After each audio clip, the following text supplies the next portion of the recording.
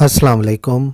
आज की इस वीडियो में हम करैक्टर ऑफ मिस्टर जॉन्स को स्टडी करेंगे। मिस्टर जॉन्स का करैक्टर एनिमल फार्म नावल में बहुत ही अहमियत का हामिल है, क्योंकि मिस्टर जॉन्स जो हैं ये मालिक हैं उस फार्म हाउस के जहाँ पर जो जानवर हैं वो एक रेवोल्यूशन स्टार्ट कर देते हैं।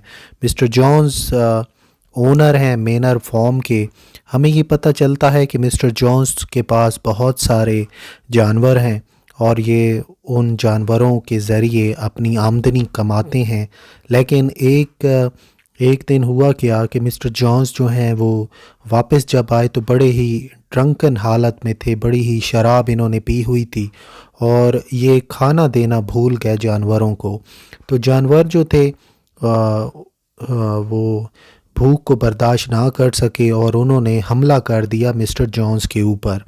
और मिस्टर जॉन्स जो थे उनका जो फार्म हाउस था वो छीन लिया जानवरों ने। हम ये बात भी डिस्कस कर लें यहाँ पर कि ये जो मिस्टर जॉन्स हैं ये हमेशा से ही एक शराबी आदमी नहीं है, बल्कि ये बड़े ही केयर टेकर आदमी रहे हैं। हर जानवर को बड़े अच्छे तरीके से ये ट्रीट किया करते थे, हर जानवर का ये काफ़ी ख्याल रखा करते थे।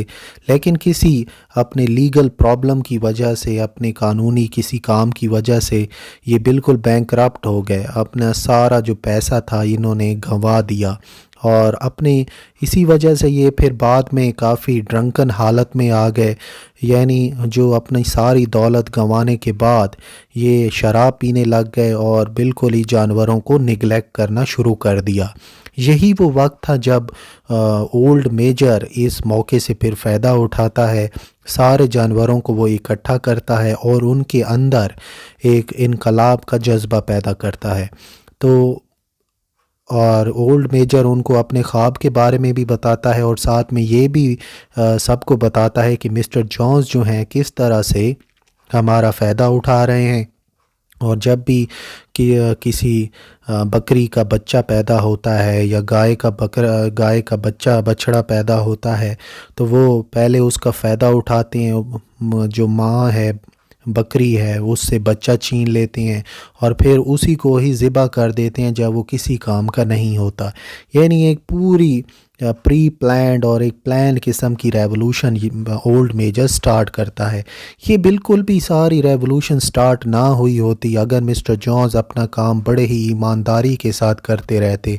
लेकिन हाँ ठीक है, हम ये बात मानते हैं कि अपने फाइनेंशियल क्राइसिस की वजह से वो शराब पीने लग जाते हैं और जानवरों को निगलेक्ट कर देते हैं। इधर से ओल्ड मेजर उनको रेवोल्यूशन पर, इनकलाब पर उकसाता है और ये सारे फिर हमला कर देते हैं, धावा बोल देते हैं मिस्टर जॉन्स के ऊपर और मिस्टर जॉन्स को निकाल देते हैं मेनर फॉर्म से।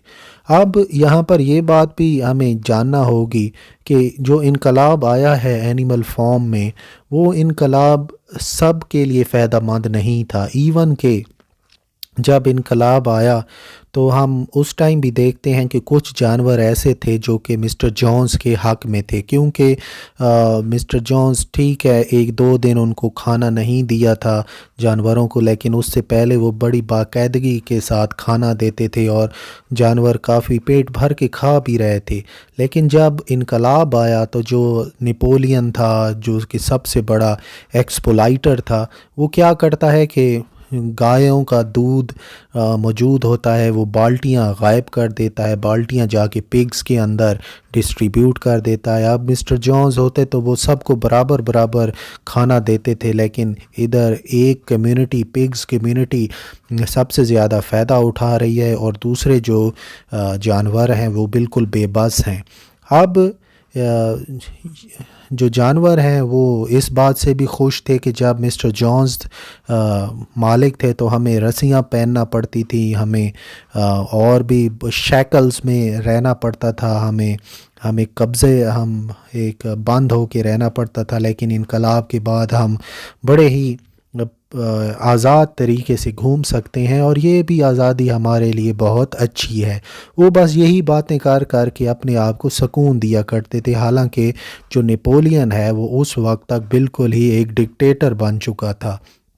اب مسٹر جونز کو جب احساس ہوا، جب وہ شراب کی حالت اس کے اوپر سے ہٹی، تو تب اسے احساس ہوا کہ میں نے تو بہت زیادہ نقصان اپنا کر دیا ہے۔ تو وہ جا کے بیٹھتا ہے اپنے دوستوں کے ساتھ اور ان کو بتاتا ہے کہ اسی طرح میرا فارم ہاؤس جانوروں نے چھین لیا ہے، اب آپ میری مدد کریں۔ تو جو چار اس کے دوست ہوتے ہیں وہ مل کر اپنی بندوقیں لے کر وہ آ جاتے ہیں اور وہ حملہ کر دیتے ہیں اینیمل فارم کے اوپر، اور یہیں پر بیٹل آف کاؤ شیڈ شروع ہوتی ہے۔ تو ہم یہ دیکھتے ہیں کہ مسٹر جونز اور اس کے جو ساتھی تھے وہ یہ جنگ ہار جاتے ہیں، اور ایون مسٹر جونز اپنی بندوق بھی پیچھے چھوڑ کے چلے جاتے ہیں، اور جانور اس بندوق کو ایز اے وکٹری سائن کے طور پر اپنے پاس رکھتے ہیں۔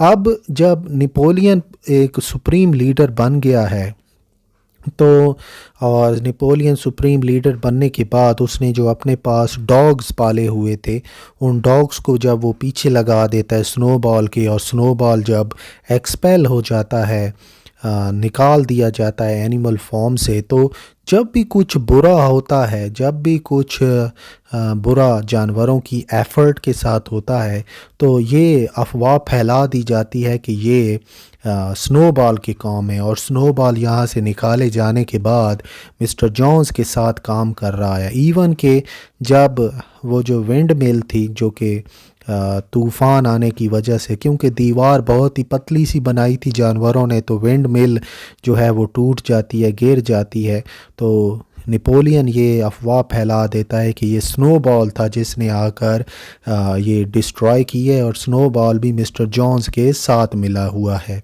تو یہاں سے ہمیں یہ بات بالکل کلیئر واضح ہو جاتی ہے کہ مسٹر جونز اب کسی بھی طرح سے، کسی بھی طریقے سے اینیمل فارم کو دوبارہ حاصل نہیں کر سکتے، کیونکہ وہ بالکل ہی بے بس ہو چکے ہیں۔ ادھر جانور کافی پاورفل ہو چکے ہیں، وہ کسی بھی قسم کے خطرے کا سامنا کرنے کے لیے تیار ہیں۔ تو ہمیں ناول کے اینڈ میں یہ پتہ چلتا ہے کہ جو مسٹر جونز ہیں وہ ایک ڈرنکن حالت میں اپنے ملک کے کسی کونے میں مر گئے ہیں۔ ایون کہ وقت اتنا گزر جاتا ہے کہ جو جانور تھے جو کہ انقلاب لائے تھے، وہ جانور بھی ایک ایک کر کے مر جاتے ہیں، اور جو بعد میں ان کے بچے پیدا ہوتے ہیں وہ جانتے بھی نہیں ہیں کہ کبھی کسی دور میں اس فارم ہاؤس کا جو مالک مسٹر جونز ہوا کرتا تھا۔ تو مسٹر جونز جو ہیں وہ ایک ڈرنکن حالت میں، ایک شرابی حالت میں ان کی موت واقع ہو جاتی ہے، اور ناول کے اینڈ میں ہمیں یہ پتہ چلتا ہے کہ صرف ایک موزز ہے، اور اسی طرح ایک دو اور جانور ہیں جو کہ مسٹر جونز کو یاد کرتے ہیں، کہ ان کو یاد تھے مسٹر جونز کے کبھی وہ ہوا کرتے تھے۔ اب ہم ذرا ایلیگوریکل دیکھیں تو یہ مسٹر جونز کون ہے؟